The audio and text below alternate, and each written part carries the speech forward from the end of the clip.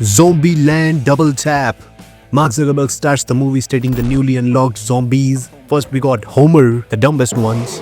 Second, Hawking, the smart ones. Third, the ninjas, the speed unknown, sound unknown, the unholy offspring of rotting brain and death itself. They be hyping this one up, describing it as its Night Fury. I guess we know who we're gonna see in this movie, eh? Now, cut to Columbus, Tallahassee, Wichita and a very grown-up Little Rock out there on their morning routine of whooping zombie ass in front of the White House. Cause they wanna live there and run elections to make Santa the president. Why not? Let's start the Santa for President campaign. Anyway, our gang just living there and Little Rock is one hormonal teenager or maybe not even a teenager. I don't know. The scene is interesting for some and not getting it because of zombie apocalypse. Apocalypse.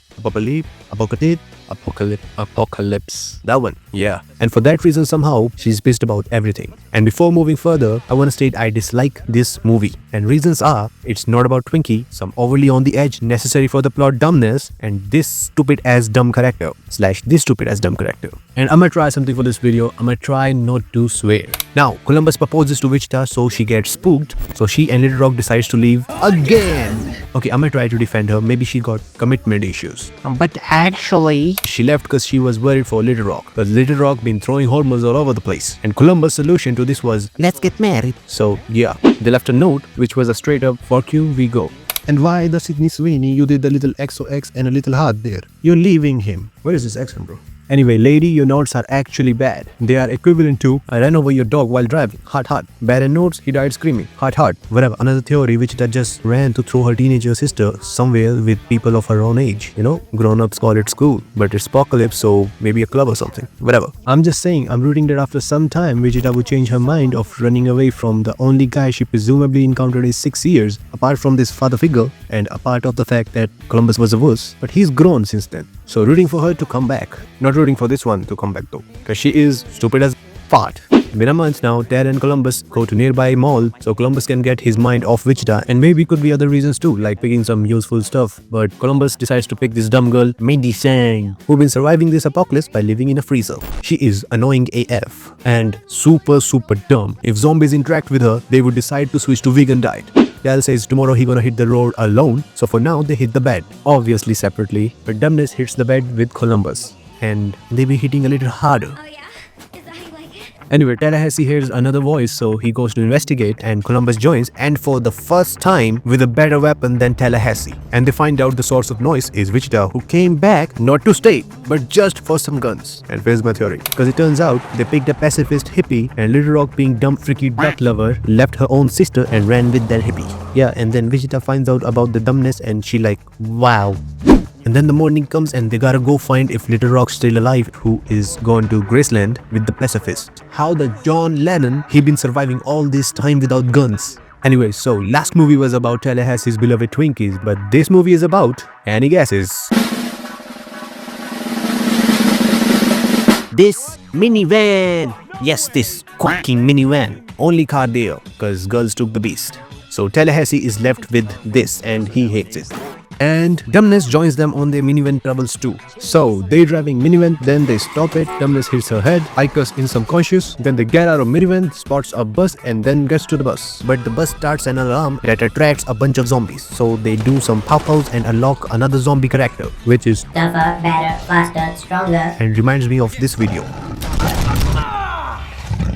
It just doesn't die, so they call it the T-800, like the Terminator. Anyway, Tell do his ritual of drawing sideways butt, and I don't know where he got that paint from. And they are ready to leave in their new RV bus, and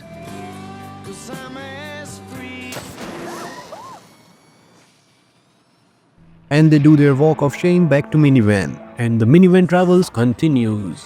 And then Dumbness starts looking very sick, like she's turning into a zombie, so they pull over, she gets out and goes to the woods. And now, it's befallen on Columbus' shoulders to free the group from the curse of dumbness. So Columbus goes to put her down.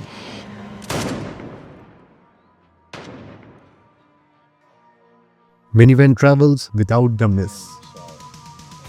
And they keep going and gets to Graceland. Tal is hyped to see Elvis Presley's home, but it's burned to ground. And no sign of Little Bit and the Beast. A little bit down the road, they find Elvis Presley themed house, Sting, place, and the Beast is on the driveway. So they go inside to investigate, and they did not find Little Rock. Instead, they found badass Nevada. And she says, "You know how close I came to murdering you? Murdering him? How the sesame seeds? Murdering is a thing here. No one saw how he died. No one went and told the tale how he died. How some remote area lady know this a thing? They have radios? They do once a month society meetings? Do the survivors secretly have a GC or something where they gossip and vote zombie kill of the morning? Which in fact is a scam. Both zombie kill of the year, zombie kill of the week, both are scams. And I'm telling you, I guess some of these people are part of Illuminati and they are all safe in their safe houses watching this live telecast of Zombieland and it's like live Squid Game for them. Yeah, is this a...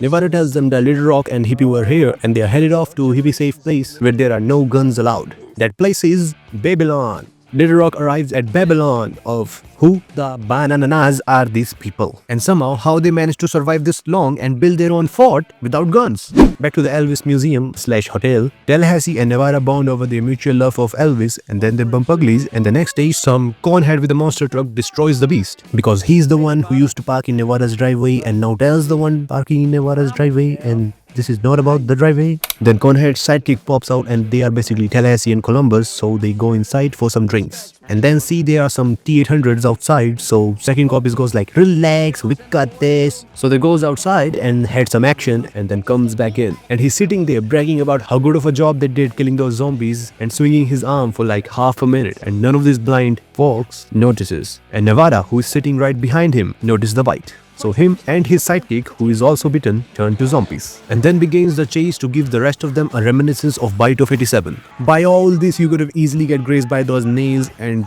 by all the blood spatter and whatever, and welcome that zombie virus in your system. But whatever, thought armor or something. Tan and Wichita and Columbus tried to hit the road on the monster truck, which Tallahassee is incapable of driving. So once again, they gotta take the minivan.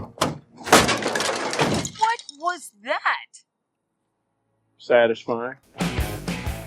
Driving down the road, they found the dumbness driving an ice cream truck. So she once again joins the group on their travels. How she's still alive? Well, she had a very violent allergic reaction to the nuts that she was eating, which she didn't know were nuts, and turns out Columbus didn't kill her, just shot over her head to scare her off before she turns to a zombie. Or he thought she was going to turn into a zombie and now she's here, whatever. After a minivan travels montage, they get to Babylon and Tallahassee celebrates by blowing up the minivan. But they can't enter the Babylon without having their guns melted and can't wait in the minivan cause... Anyway, they gets in and had to get their guns melted and these guys look like a cult, so ain't no way they ain't twisted. Just so you guys know, there's no group sex. He is so lying. Okay, fine, group sex.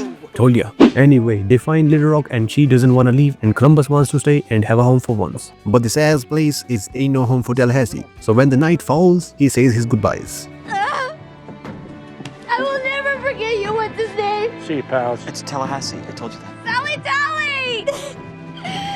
This girl push it off the Babylon, somebody. I'm in tears. Tal leaves the hippie farm and while he does that, he sees the whole herd of T-800s sprinting towards the Babylon, who are there having a party, being high and having fireworks. Dude, fireworks? Seriously? This challenge for some another day. Okay, they are it. But Columbus, you and Wichita didn't learn anything from the first movie? So, Tal rushes back and reaches Babylon faster than those sprinting T-800s and still got time to warn imminent death is approaching and then start brainstorming. Civil War general, you must know how to fight? Sure. Poverty, sexism, social injustice. No, you dumb fuck. What are you, product of Walt Disney? They draw a Home Alone battle plan, train a bunch of high hippies, roll out a container full of fuel, write on it and set a hole as trap, and zombies still not here. Doesn't matter because they arrive and these T-800s are smart. They have seen World War Z, so they know how to climb. Then they walk right into the trap and boom!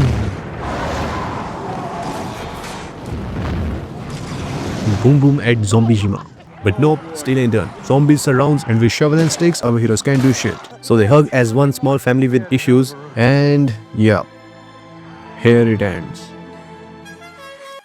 Whoa, Nevada's here! She just saved them all. Hell goes, yeah! And that monster truck sequence is awesome. It had me jumping around with excitement like a fucking Pixar lamp. She came and straight up starts crushing those zombies and gets over people in the truck and crush some more zombies. And then the truck flips, so they get out of there, make their way to the tower, but 5 zombies in the way. And 5 things dropped from up above where you can't really see them properly. And all of those things fell right on those 5 zombies. How? I mean, zombies are moving target. How those things accurately hitting them? And it takes time for things to fall, eh? Whatever, fuck physics. Moving on, they reach the top and we see Tel's plan of running in front of the horde of zombies, with other people holding the fences and stuff, leading zombies after Tel, and jump off the edge of the building and dangle off a crane as bait. So all zombies yeets themselves off the Babylon. But, two zombies grab Tel by his foot.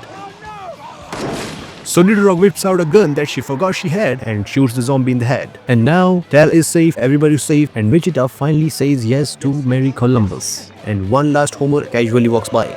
That's it. The Babylon hath not fallen. Fireworks again, for fuck's sake. Also, we didn't stumble upon those ninja zombies, but got some Terminator shit though. And also, a family of 5 or a family of 4. I don't think we ever gonna get another Zombieland movie, so yup, here it ends. Hasta la vista, baby.